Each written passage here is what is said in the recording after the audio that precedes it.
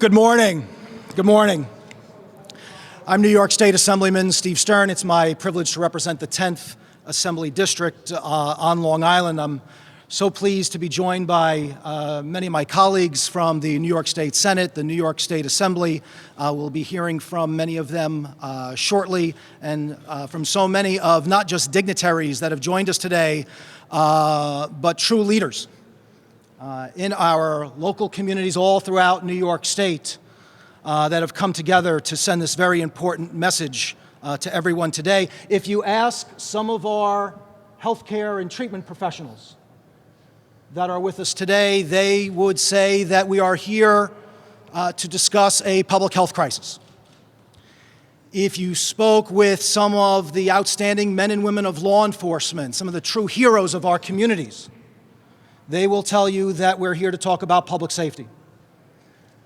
But I'm sure all of us agree that we've all come together today to address what we all know is one of the most important moral issues of our time. This tragic, ongoing epidemic, we all agree that too many are dying across New York State. Too many of our family members, too many of our loved ones, too many of our neighbors, too many New Yorkers have their lives cut way too short. We must do more. The initiatives that we're going to be discussing today, we are very confident will have that immediate impact on this crisis.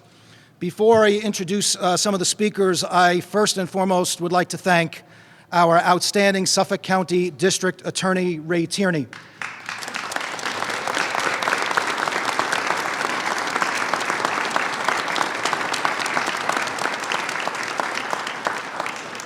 We're also joined today by some of the members of his office.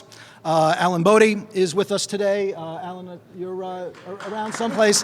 The Chief Assistant District Attorney of Suffolk County, Jed Painter, and Division Chief Megan O'Donnell. Thank you.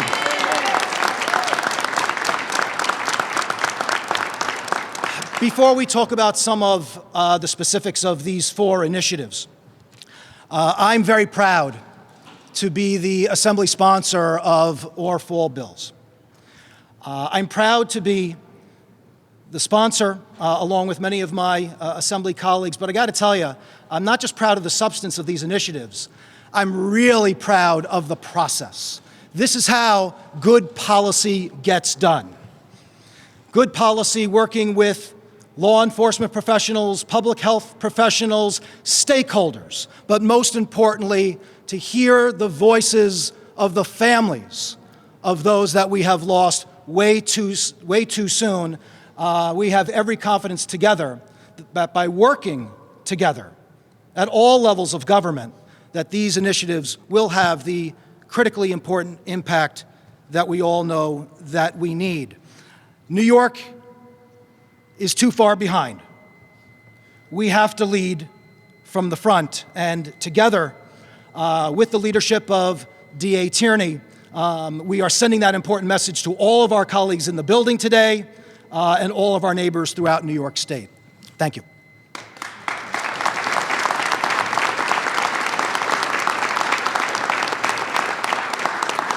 It is now my pleasure to introduce Suffolk County District Attorney Ray Tierney.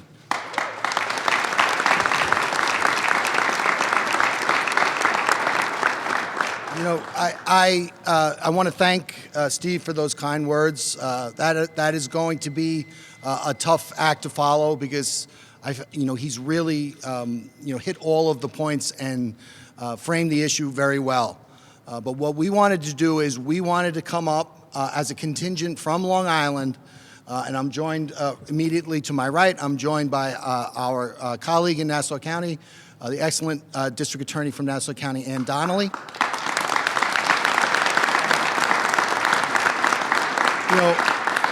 And when we talked about this, Ann and I, we talked about, coming up as a contingent from Long Island, but not only as DAs or cops or public health officials, but also the families. I know I speak for Ann and everybody in law enforcement. When you do this job, this is an incredibly important job, and it's never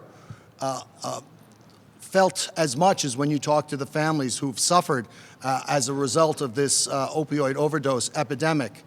So we're humbled to have them come with us here and support us. And I can tell you, I do a lot of these press conferences, but this press conference, I feel there's an energy and there's an immediacy and an importance to this press conference. And I can tell you, it comes from those family members because it's just that important to them.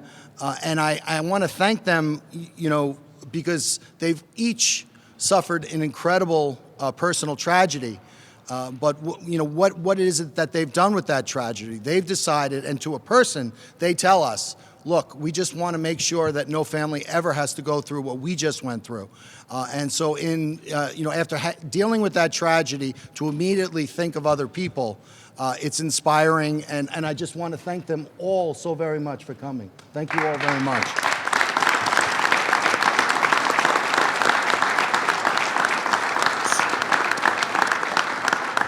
So why are we here? We're talking about 110 deaths in 1 year in the country. 300 people die every single day from opioid overdose crises. In 2022, in Suffolk County alone, we had 400 of our citizens die from fentanyl overdoses alone. That's not even opioids, just fentanyl alone.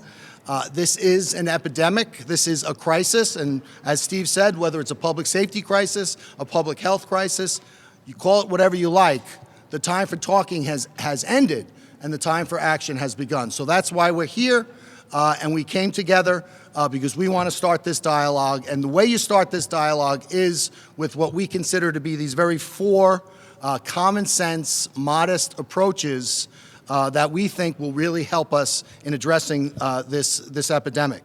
Legislation is rarely ever the sole solution to a problem.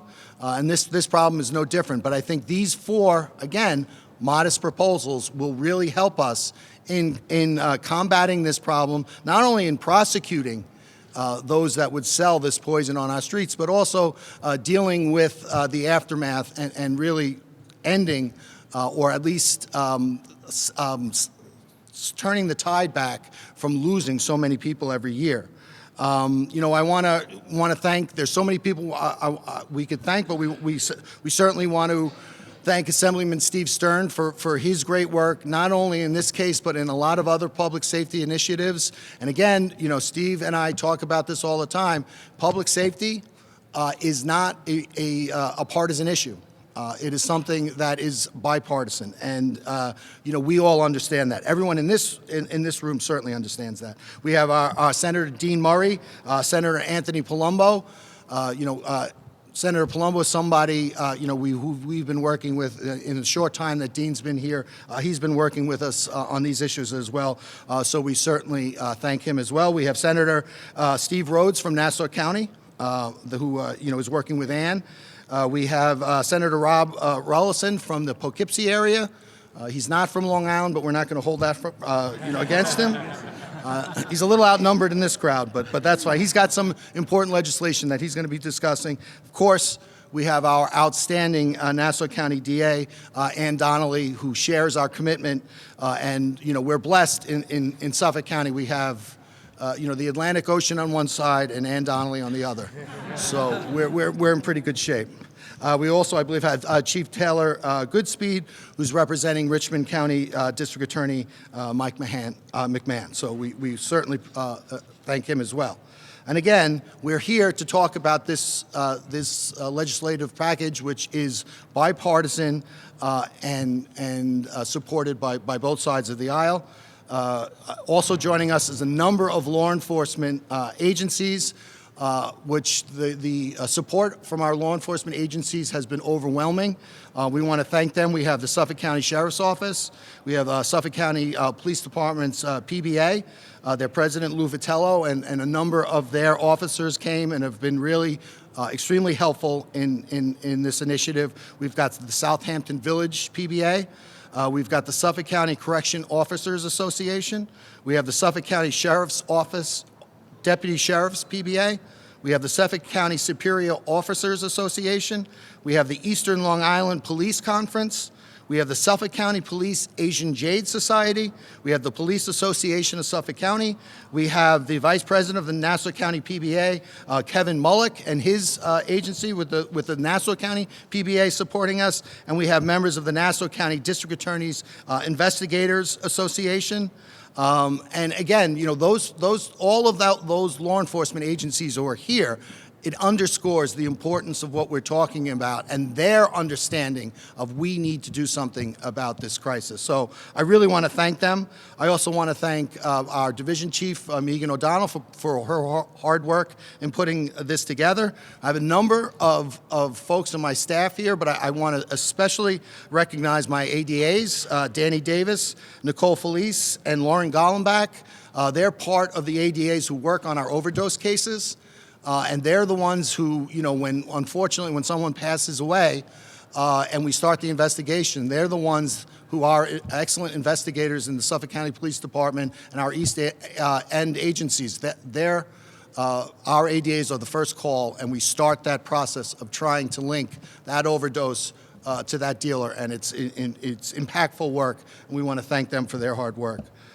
In addition to those law enforcement agencies, we're also joined by some labor unions. We have members of Local 66, the Laborers Union on Long Island, Joe Montalbano. We have Devin Lomax and members of District Council 9, which is the Painters and Allied Trades. We also have Gene Murray and members of Painters Local 806. And those labor unions, you know, not only are they good community partners, and that's why they're here, they're also here because they themselves and their membership has suffered and experienced the loss caused by this opioid overdose crisis, as well as our law enforcement partners and our own families. So, you know, gone are the days when we could say, overdose deaths are something that happens in other communities to other people. It's all over Long Island, it's all over our country, and we need to do something about it. So I certainly thank them for their support.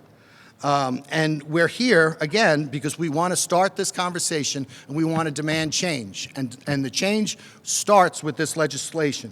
Our current laws are simply archaic and insufficient to handle what we're dealing with fentanyl. Fentanyl and a host of these other designer drugs are unlike any of the other drugs that we've been dealing with heretofore. And we have to stop sticking our head in the sand. We have to address what we're dealing with fentanyl. And we're seeing these fentanyl and these other designer drugs, they are now proliferating. Fentanyl is now surfacing in other illicit substances. It's being used, because it's so cheap and because it's so powerful, it's being used as a filler for other drugs such as oxycodone or cocaine or heroin or even Molly and marijuana. So there are individuals out on the streets who are believing they're getting one substance, but what they're actually getting is fentanyl, and it's killing them, and it needs to stop. The DEA estimates that 7 out of every 10 pills sold on the street are laced with fentanyl in one way or the other. We are seeing dealers add cheap and deadly cuts into the fentanyl as well. Xylazine is now being used as a cut for fentanyl. And the really unfortunate thing about that is xylazine is not an opioid. So when first responders and police respond to a scene of what they appear to be a opioid overdose, a fentanyl overdose, they'll administer Narcan, which will counteract the effects of the fentanyl. It will do nothing to counteract the effects of xylazine, and that person will die. So again, these are things that need to be addressed and changed. In Suffolk County, our medical examiner's office reported that over 15% of all autopsies from completed fatal drug overdoses also revealed xylazine in the decedent's bloodstream as well. So again, it's cheap, it's readily available, and it's not illegal. We need to make it illegal. That's just common sense. I think there's somewhere here we have a bar graph in Suffolk County in 2022 where we have 30 homicides, which is of course 30 homicides too many, but then you look at the 400 fentanyl overdose in that same time period, which dwarfs our homicide rate. And, to the families, it doesn't matter. A lost loved one is a lost loved one, and we need to do something about it. So we're going to start off by talking about our first initiative. That's death by dealer. That's which we've named Chelsea's Law, after Chelsea Murray, a 31-year-old Suffolk County resident who unfortunately lost her life to fentanyl. We have a picture of Chelsea Murray. She was a beautiful young woman. I've gotten the chance to meet her family and learn about Chelsea through her parents, Sue and Jean. More importantly, I got to learn the extraordinary efforts that her parents made to try to save her, to no avail. And it's nothing short of heartbreaking. So we want to do something about it, but more importantly, Sue and Jean want us to do something about it. So we're gonna do that.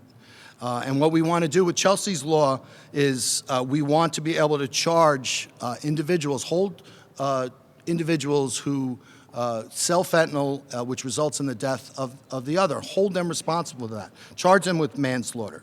But we also want to do more than that. We also want to be able to change the bail status based on that.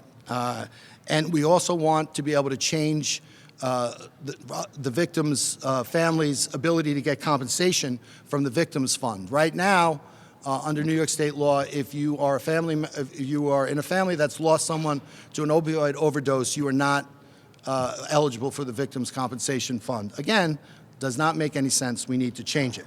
So, what I want to do now is I just want to turn it over to Mr. and Mrs. Murray because they could speak about this way more eloquently than I can. So, Mr. and Mrs. Murray.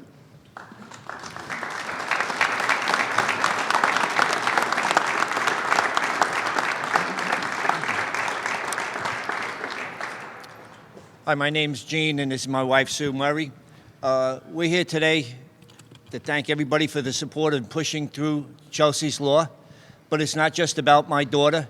It's about all the families that have lost their loved ones and getting no accountability because they're back out on the streets after they've been arrested, and they're back to selling and killing people. The Victim Services sent me a letter telling me that my daughter was not a victim of a crime, and she was. So I just want to thank everybody that is pushing these bills through for trying to hold these drug dealers accountable. So families like ours and the ones in the past and protect the people in the future won't have to go through what we've gone through.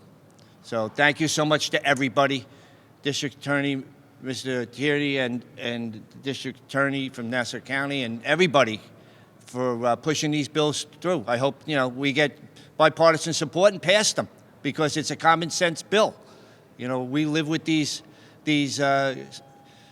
results of our children dying or family members, and, it's got to stop. So thank you so much for coming out. Thank you so much.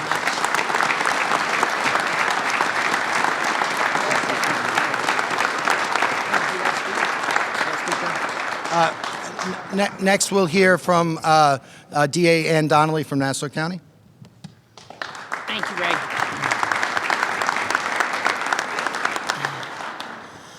I am proud to stand here next to DA Tierney from Suffolk County, shoulder to shoulder, trying to fight this crisis, this epidemic of fentanyl.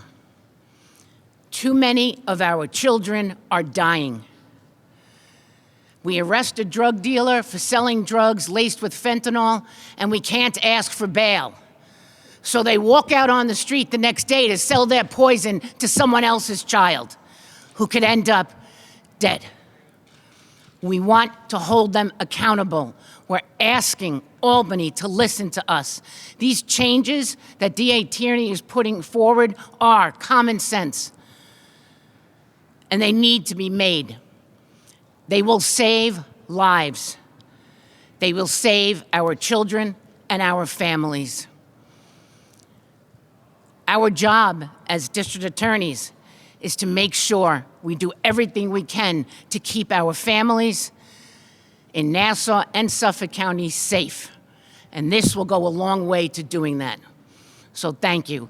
Thank you, Ray.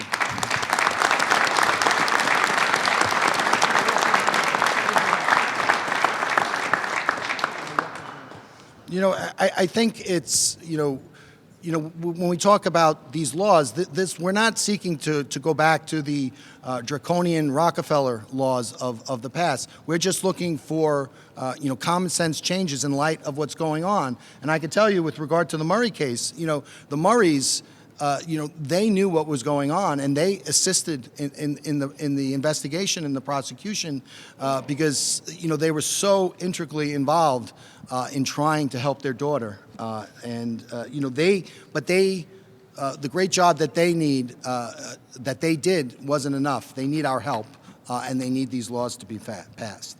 The other thing I want to do now is we want to talk about xylazine. I think I'm going to turn it over to Senator Dean Murray. I'm sorry, to Steve Stern. So he'll introduce Senator Murray. There you are.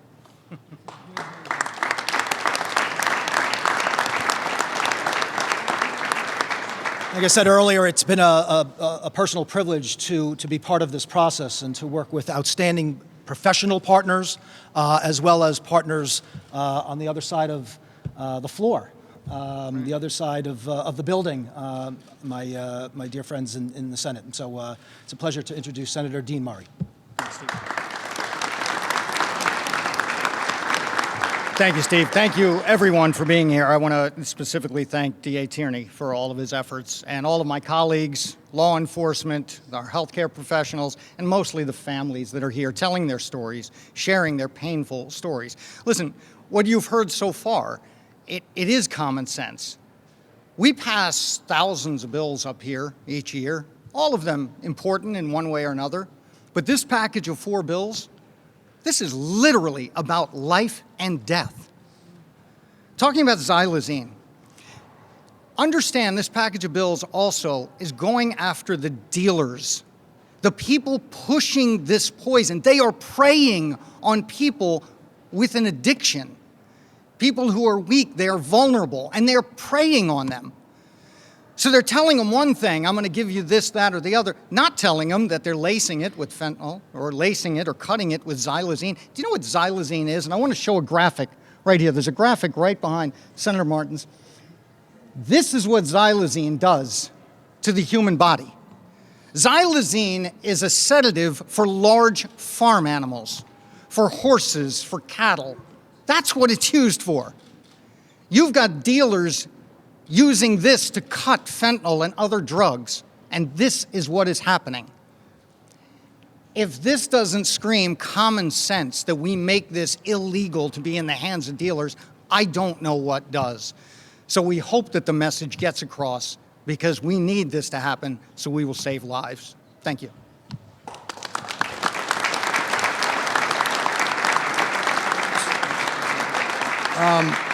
So, just to touch on that xylazine, so because it's not illegal in New York State, when the police come and they do their initial chemistry reports or even their subsequent chemistry reports, that xylazine is not going to appear on any of those reports because right now it's not illegal in New York State, so therefore it's not tested for.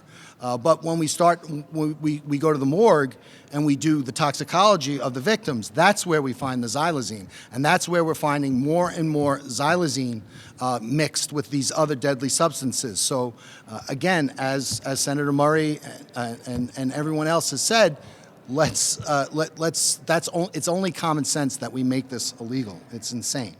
I want to talk now about victims' compensation.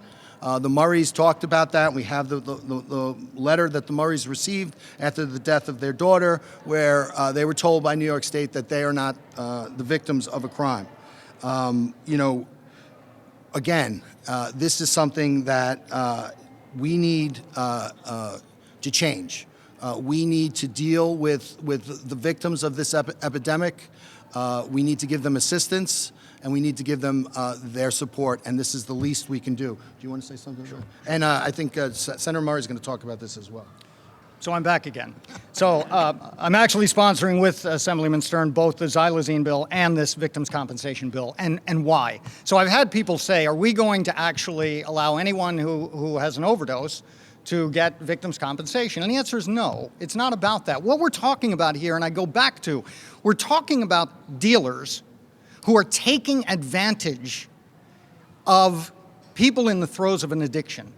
They are lying to them. They are giving them poison, telling them it's one thing, giving them something else that they know could and very well might kill them. If that's not a victim of a crime, I don't know what is.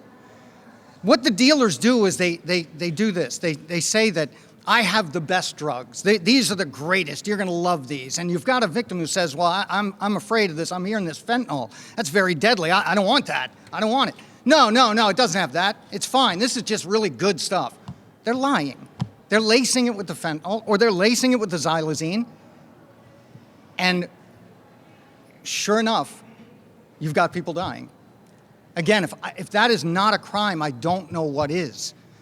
It's not only the right thing to do in terms of legally, it's the right thing to do morally to help the families who are suffering through this.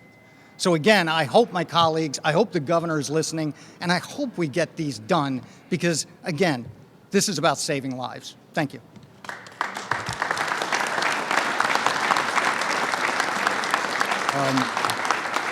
I believe Senator Stern's going to come up and introduce Senator Rhodes. I don't know why I have to do that. But. It's been also a great pleasure working with my colleague in the Senate, my neighbor in Nassau County, Senator Steve Rhodes.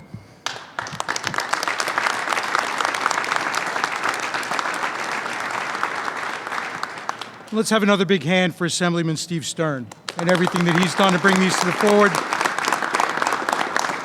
as well as Ray Tierney and DA Ann Donnelly in Nassau County. They have framed the argument perfectly.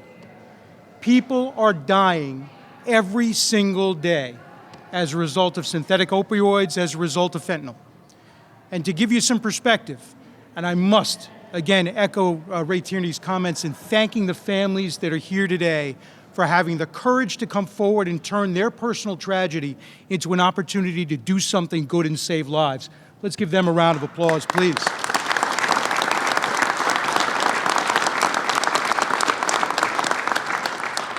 But the folks that are here, the family members who remain, are representative of thousands of family members.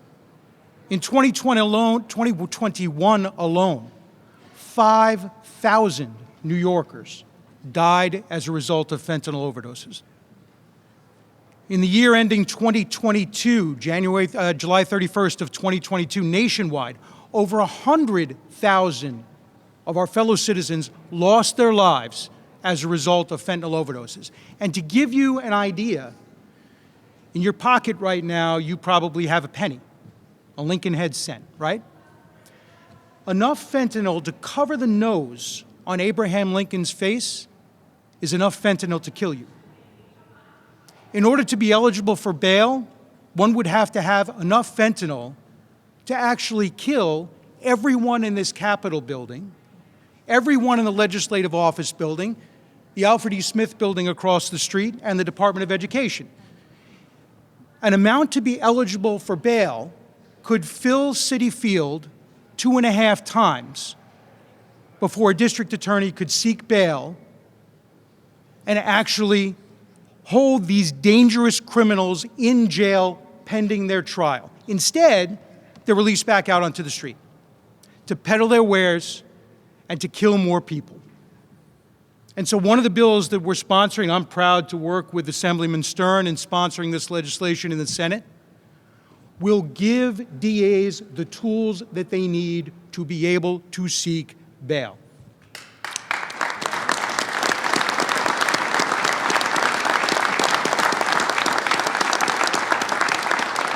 So right now, only a Class A felony is bail eligible. But if an individual, if this legislation is passed, and we hope it will, is charged with criminal sale of a controlled substance in the second degree and criminal possession of a controlled substance in a second degree, Class A2 felonies would now be bail eligible. That legislation, these package of bills, will save lives. We complain all the time And on the floor of the Senate, we hear all the time there's a fentanyl crisis. Too many people are dying. It is time to do something about it. It is time for our colleagues, as Assemblyman Stern and I, as so many individuals here are working in a bipartisan fashion to get this passed. We need to convince the naysayers that they need to join us in this effort, do what we need to do in New York State to protect our citizens, and pass this package of bills. Again, thank you for your leadership, Assemblyman Stern, Assemblyman Murray, and our district attorneys.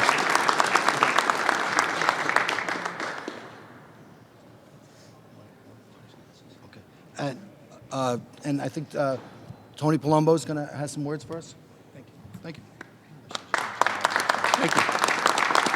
Thank you. And I mean, you've seen me stand in this building before and talk about being a former prosecutor. I was a few doors from the district attorney back in the day. Many of these prosecutors behind me, Megan and I started the same day, I believe. So these are our people, and they're of all stripes, all political stripes. This is simple common sense, and I'm carrying, and honored to carry, Chelsea's law in the Senate. And I think that just to say a few quick words, I know this is somewhat of a longer conference, but the story of Chelsea Murray is really so appropriate to why this package of bills is so important. Chelsea had struggled with addiction for years, and her parents found her unresponsive in the bathroom, administered Narcan, and she was transported to Stony Brook University Hospital. And in the meantime, they found a little red bag of laced fentanyl. They ultimately received phone calls on her phone because the drug dealer didn't know that Chelsea had overdosed. She unfortunately was unconscious and was still alive, and she was receiving phone calls looking to get paid. The drug dealer wanted to get paid. The drug dealer wanted another sale.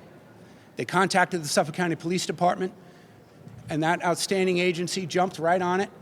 And then Chelsea's boyfriend, an undercover police officer, called him back. He ultimately was arrested, sold the exact same style packet that killed Chelsea. And more importantly, once his phone was recovered, he was bragging about, I'm here, I'm arrested, and that bitch died, and now I got to deal with this. And more importantly, in his phone, he said he was dealing a Fetty mix, complete knowledge that clearly he's not Pfizer or has any quality control, simply cutting this deadly drug, the weight of a mosquito, as Senator Rhodes said, the nose of Abraham Lincoln on the penny. Those are the amounts that can kill you. So they cut it with Trank, they cut it with all of these, and the district attorney had their hands completely tied. In fact, that defendant was bail eligible. You could not charge manslaughter. So what these laws do, and what Chelsea's law specifically does, is it creates, if you knew or should have known standard. It's not a strict liability standard. There is an element of proof. And that's what is so smart, as Assemblyman Stern had mentioned, that you bring in all the stakeholders. Everyone involved, you bring in people on all sides of the aisle to try and do this right and do it smart and make it extremely narrow so that it stays nice and tight and it's not a complete overhaul of the criminal justice system. We say that a lot. We have a lot of partisan comments in that regard. That has nothing to do with this. This is supported by bipartisan groups, bicameral, and it's just simple, common sense to save lives and give law enforcement the tools that they need to send these people to jail for as long as they should, because that individual could very easily have just walked out, exact same circumstances. Someone has no prior, they'll be walking out, dealing that poison that afternoon because they're bail eligible. And one last comment, when you think about it from a common sense standpoint, if I put rat poison in your coffee, knowing that's what you do in your morning ritual and you drink it, you'll probably jump up and down that I should be charged with murder too. That's a murder, that's not a manslaughter. Chelsea's law modifies the recklessness and manslaughter in the second degree with some aggravating factors to make a more severe penalty. But how is rat poison a crime in New York State, but fentanyl that you're knowingly mixing at unknown levels and handing it to people and then pushing it and calling them back when they're in a hospital bed, brain dead, ultimately passing away? If Chelsea didn't pass away, that drug dealer would have been out. This is all this does. Simple, smart, changes. Thank you for your time. I'm honored to be here with all of you, and thank you for letting me say a few words, Ray.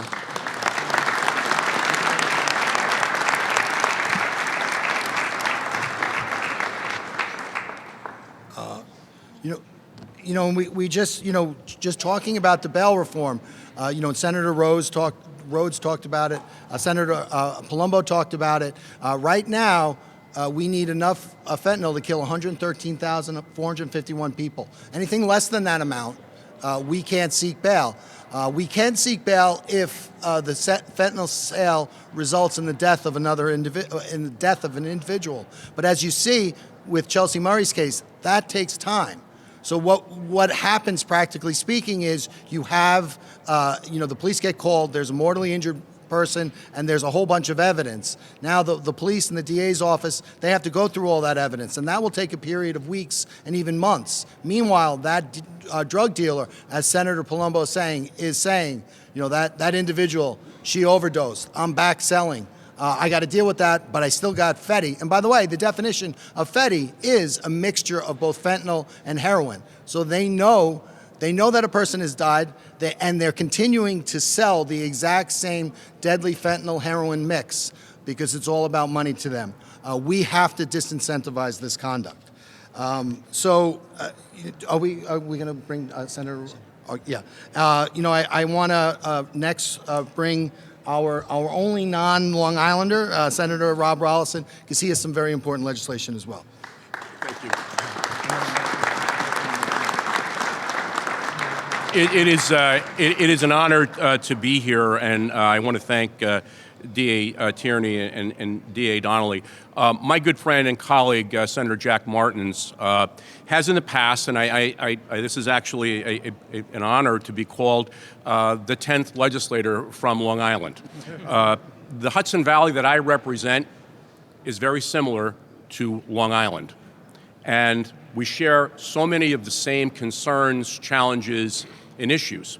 This one obviously cuts across all lines. There are no boundaries to fentanyl. There's no boundaries to overdose deaths. And as some of you know, I'm a retired police officer of 26 years.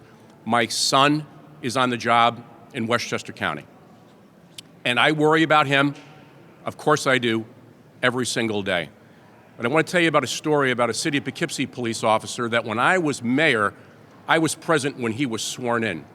And in September of last year, he was on an anti-crime patrol in the City of Poughkeepsie and was flagged down by an individual who said, I believe there are a couple people just around the corner doing drugs in a car. So he radioed into headquarters and said, just advise of this, I'm right around the corner. And he responded to that location. There were two individuals in the car who were smoking a substance, and he got out. He brought the individuals out of the car, and one of the individuals was possessing fentanyl in a reckless manner, which I'll get to in a second. That officer almost immediately became under the effects of that fentanyl and was starting to lose consciousness. He had the presence of mind to self-administer Narcan and call for help. I've seen the body cam video, I've heard the police transmissions, and it is chilling to see what this officer was going through. There were officers on the way already, and when he called in for help and knew he was in trouble, more officers came. They were able to put him in the back of a police car, drove him up to Mid-Hudson Regional Hospital, which was probably about 4.5, 5 minutes there, where he again started to lose consciousness. They had to administer larger doses of Narcan to save this young officer's life. The individuals who were both arrested for possession were released on appearance tickets before he was released from the hospital. And as a result of that, and having a conversation with his mom, we thought about what are we going to do to protect our first responders and corrections officers, who we asked to do a job that, quite frankly, most people are not going to do for a variety of reasons. But they go out there and they do that job for us, to keep us safe, to keep our loved ones safe, to keep communities stable in the midst of an onslaught of death, and that death being fentanyl. So we've introduced a bill that will be created in the penal law that will actually make reckless possession of fentanyl, and if it causes an injury, has to cause an injury to a first responder, which in this particular piece of legislation is a police officer, a firefighter, an EMS provider, or a corrections officer, is a Class C felony, which makes it bail eligible. And that's been a term we've heard here consistently this morning. So I'm proud to be able to sponsor that for our first responders, as I said, because we asked them to go out and do a job which has become increasingly dangerous on so many fronts. But if we're going to ask them to go and try to help stop this fentanyl scourge, and there are lots of individuals, as you can imagine, who are possessing it. They've got all kinds of varieties of patching materials. It's not sealed. It's not in a container with a lid. These officers, these firefighters, these EMS providers, and the members of corrections are at grave risk, and we need to hold the individuals responsible that caused those injuries. So thank you very much again to the Long Island delegation, all of my colleagues, and the family members. Thank you. Thank you. Thank you. And this is, that's important legislation. Already in Suffolk County, we have a conspiracy case where liquid fentanyl was infused in paperwork that was handed over in the jail. And obviously, not only is it a danger to the inmate, certainly a danger to the corrections officers, and in the case of an overdose on the street, our first responders. Again, only 2 milligrams is enough to kill somebody. That's basically what a mosquito weighs. We saw that in the Bronx, where that 8-month child was sleeping on a mat where fentanyl was being cut earlier, and that 8-month child died. By the way, those individuals who were responsible for that child's death, they're being prosecuted, but they're being prosecuted by our federal partners. We need, in the state, laws adequate to address the danger that these cases present, and that's what we're asking for. So we're gonna end here. And we're going to end, I think, where we started, which I think is appropriate. And Linda Ventura is going to come up and speak about her loss, the loss of her son. But before I do that, and before I bring Linda up, I want to talk about, all the family members here. You've heard from Sue and Jean Murray. You're going to hear from Linda shortly. But we have Maria Strokia, who lost her son Anthony, 28 years old in 2020. We have Sherry Grella, who started Hands Across Long Island, who lost her son Robert to an overdose. We have Carol Trottier, who lost her son Alex at the age of 30 in 2018. We have Allison Van Cott, who has a Play It Forward project on Stony Brook Radio. She lost her brother Stephen at the age of 42 in 2017. We have Claudia Frizzell, who lost her son Mark Lewis as a 16-year-old. We have Linda, who started Thomas's Hope. Again, she lost her son Thomas at the age of 21 years old. We have Lori Carbonaro, who started FIST. She's lost her son Nick at 22 years of age.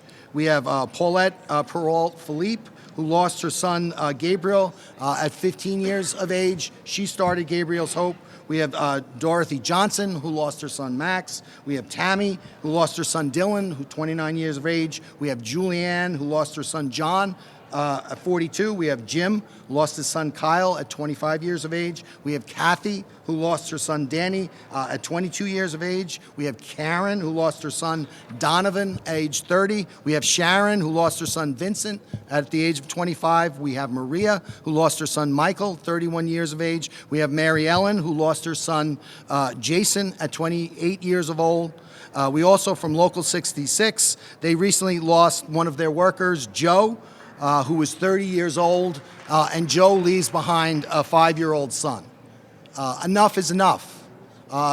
These names that I've just mentioned, it's a mere drop in the bucket when you're talking about 400 fentanyl overdoses a year in Suffolk County alone. We need to do something. So I hope our legislature is listening. I thank everyone for coming, and we'll just close with Linda.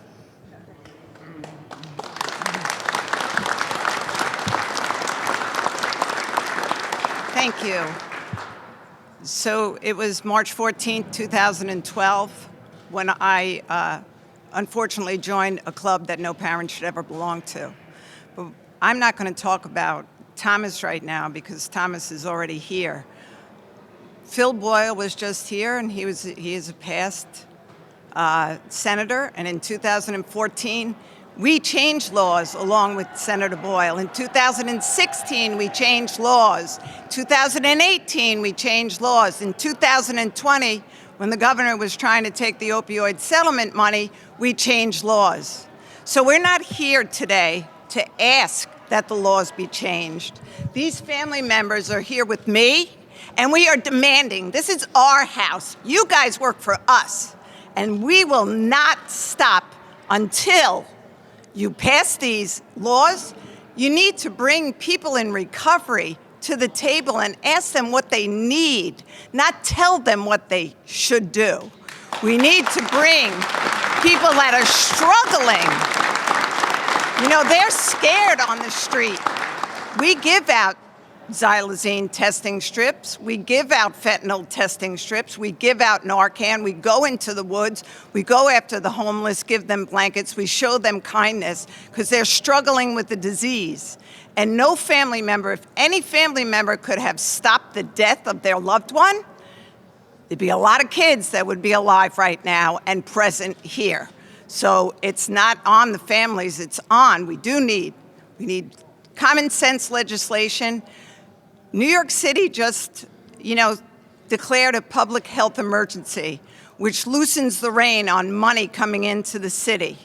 I'm going to say that Suffolk County, we're going to ask our newly elected Ed Romaine to declare a public health emergency for Suffolk County to get those dollars out the door faster.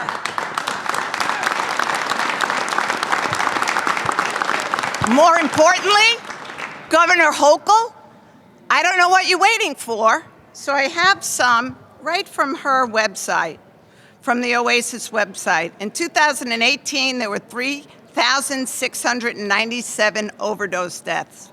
In 2022, there were 6,395 overdose deaths, 73% increase. Fentanyl went from 2,195 to 4,975, 127% increase. She very nicely and well-meaning issued a press release the other day for New York Swims to open up municipal pools.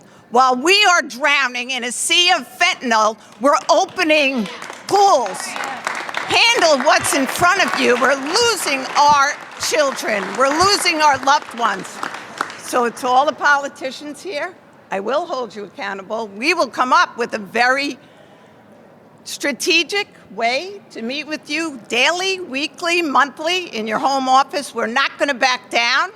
And I'm going to ask the families, are we going to back down? No! Hell no, we're not backing down. Just know that, because enough is enough.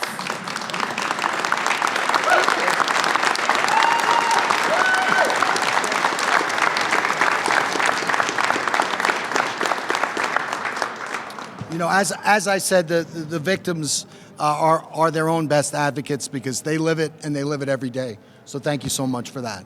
I think we're concluded. Does anyone have any questions? Okay. Thank you. Oh. You're running. I'm not doing. Thank you. Thank you.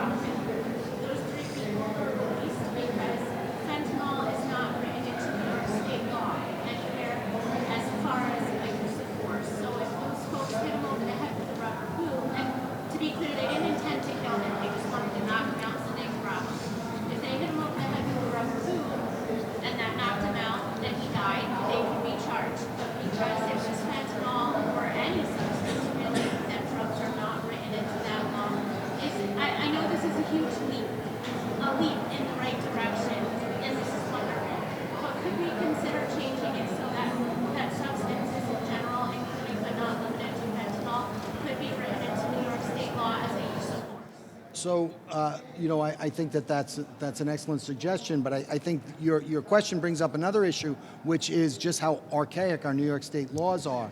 And, our New York State drug laws were comprised at a time when every drug we had was naturally occurring in the ground. Heroin, marijuana, cocaine, same wherever you are. Now we have these designer-based drugs that are made in a lab, and with just a little tweak in its chemistry, which doesn't change its deadliness, but does change its chemical composition, we can't prosecute those cases. So what we need to do is we need to be more agile, like our federal partners, and be able to change the drug laws administratively and have an analog drug law, so anything that is deadly and can cause death of another person, we're capable of prosecuting. Thank you. Thanks everyone.